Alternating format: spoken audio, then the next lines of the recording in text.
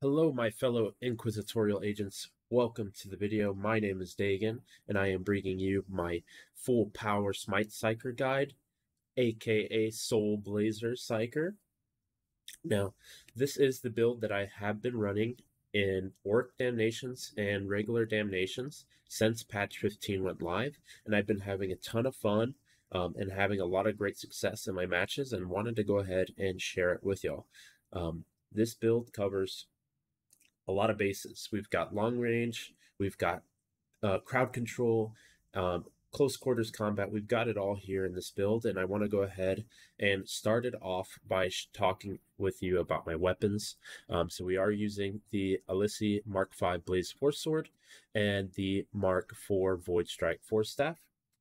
So let's start with the melee weapon, and we'll get into that. So Alissi Blaze Force Sword.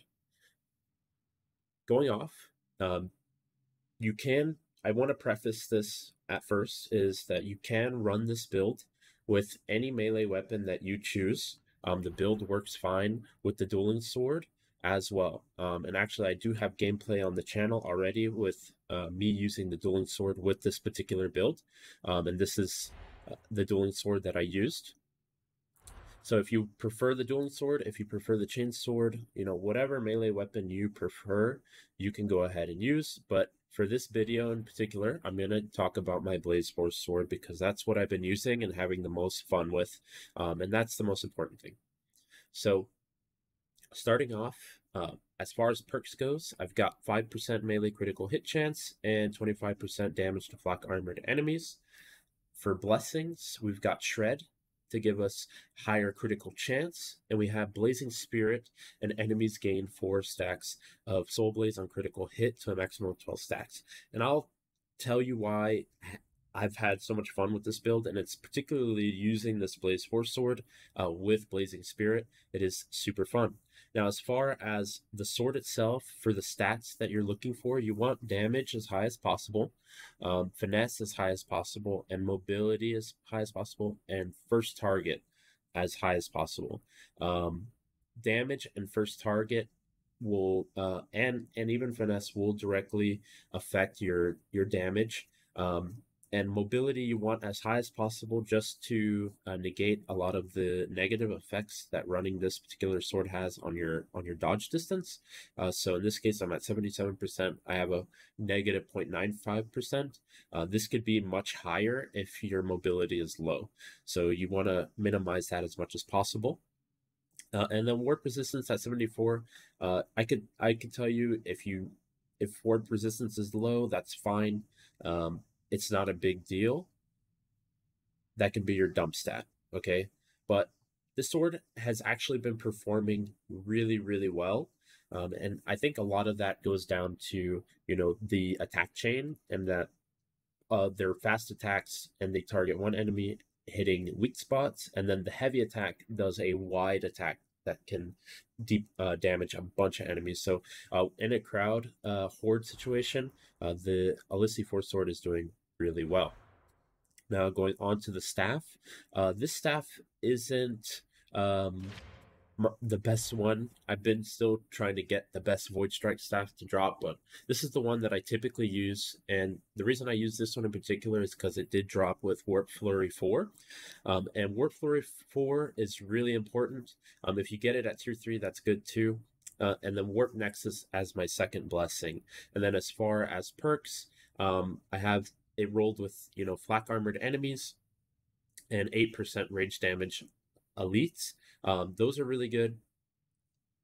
You could switch these out. You could do more critical chance. You could do, maybe more damage on weak spots, because the Voidstrike staff can hit weak spots and hit headshots and crit. So it's really good there. As far as the stats on this Voidstrike staff, you're gonna want to go for as damage as high as possible, and charge rate as high as possible, and blast radius as high as possible. I also recommend doing warp resistance as high as possible on your staff, and quell speed can be a little bit of your dump stat, because we can mitigate you know, we can get more quell speed from our talent tree, and so that's what I recommend doing. But definitely you want your damage as high as possible and your charge rate as high as possible. I do have some other staffs here, so that way you can take a look. This would be a, you know, max charge rate staff here, and almost maxed out blast radius and damage. Okay, maxed out warp resistance. So these are the stats that you would want to look for. Unfortunately, this staff didn't roll with, you know, Warp Flurry 4, so that is a pain. But this is a good staff too. If you have something with stats similar to this one, I recommend using that one. But you want to look for Warp Flurry 4 and Warp Nexus at least tier 3. All right, so that's our weapons. As far as Curios go, honestly, this can go to personal preference. I like to have more toughness, but I definitely recommend having a combat ability regeneration, or something along those lines. And then I 100% recommend damage resistance gunners. The gunners in this game are insane at shooting, and they will suppress you and they will take you out really fast. So I actually have damage resistance gunners in all my Curios that you can see here. All right, but I'm going to leave that up to personal preference. This one is a max health Curio. The other two are toughness. So I'm going to leave the Curios totally up to you, but I highly recommend at least doing damage resistance gunners, okay? That'll help you out tremendously. Now let's go into the talent tree, and let's go ahead and talk about this build, Soul Blazer, that I've called it.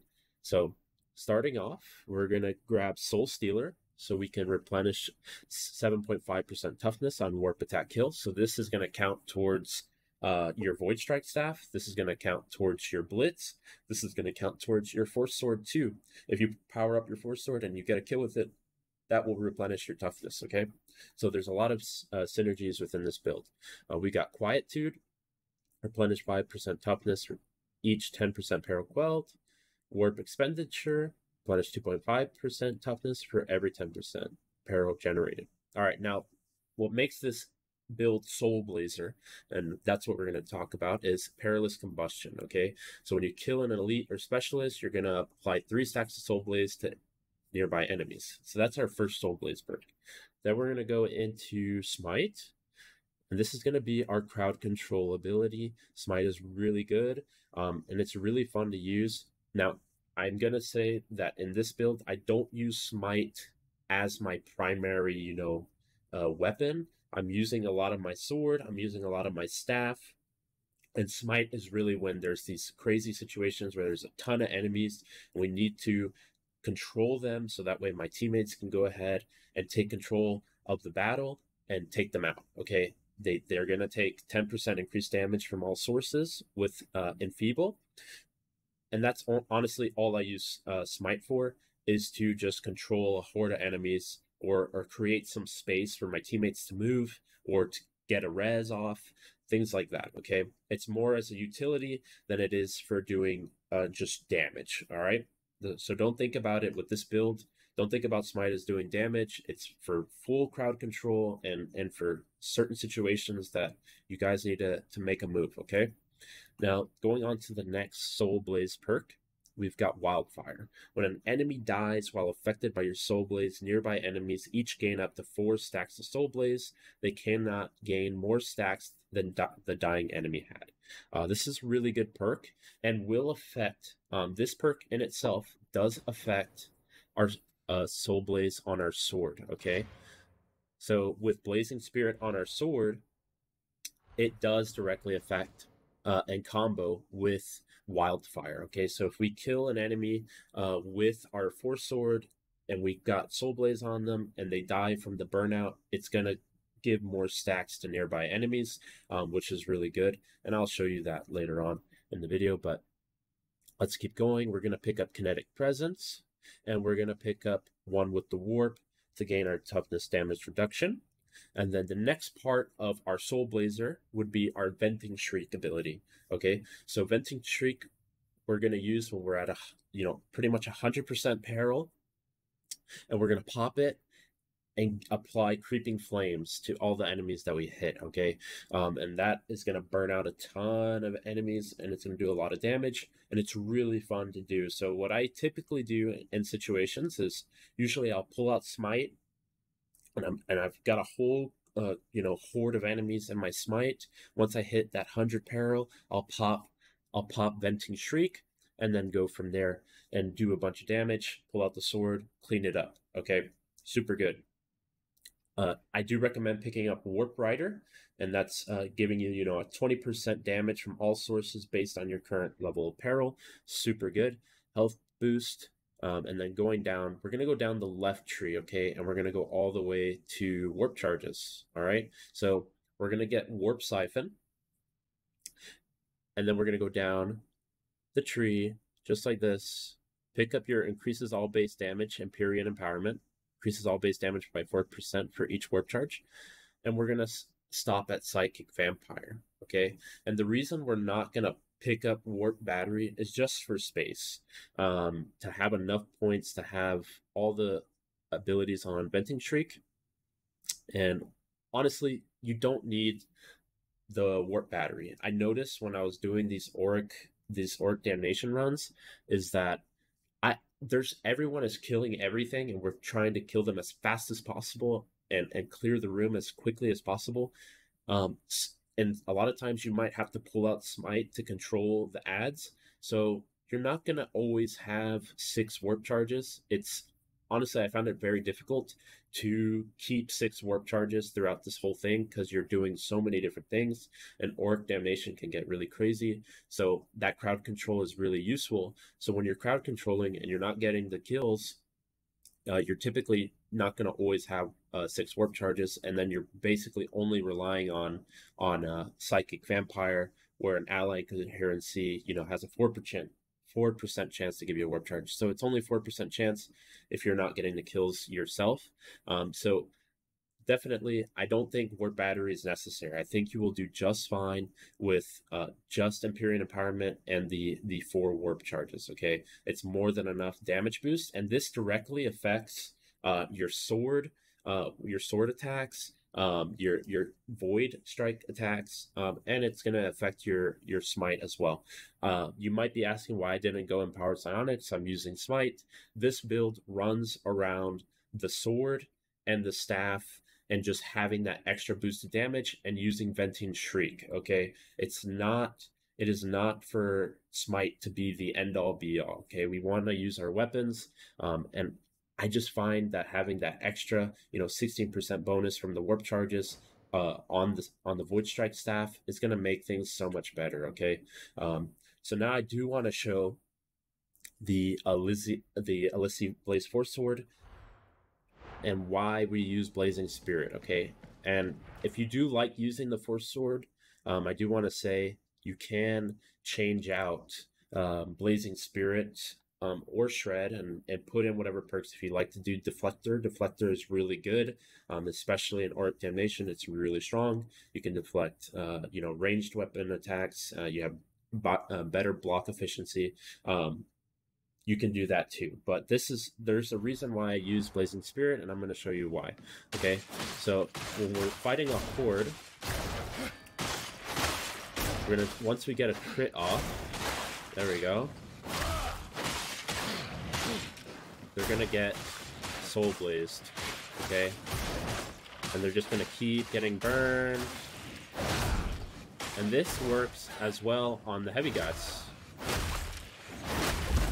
And so we can do this with elites and specialists. And now that I've killed an elite, Perilous Combustion's proccing, so we're getting more Soul Blaze.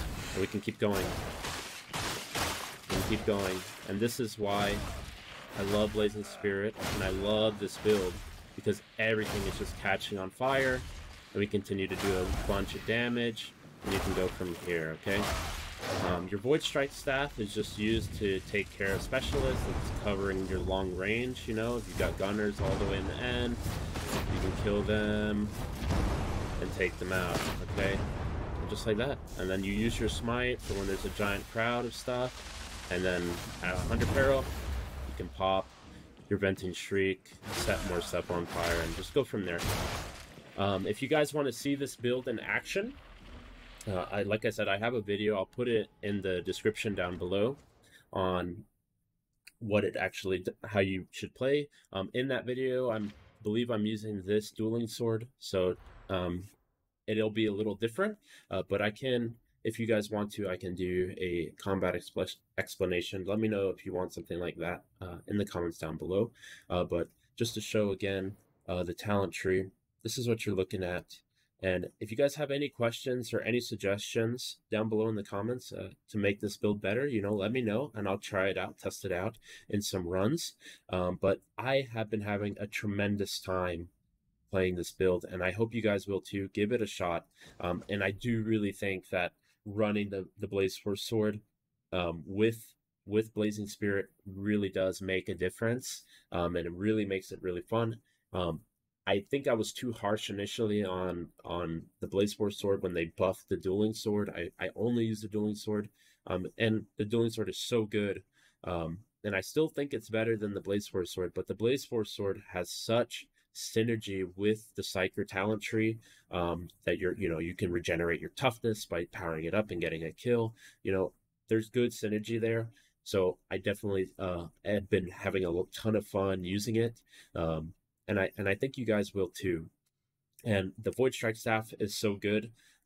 It's hitting. It can hit headshots. It's gonna take out those snipers, those gunners that are really positioned far away for you. And then when everything starts coming at you, pull out Smite, and then unleash your venting streak, set things on fire, and then go in with your sword. Super fun build, guys. And I hope you try it out. All right. Thank you so much for watching. My name is Dagan. I will see you agents in the next video. Bye-bye.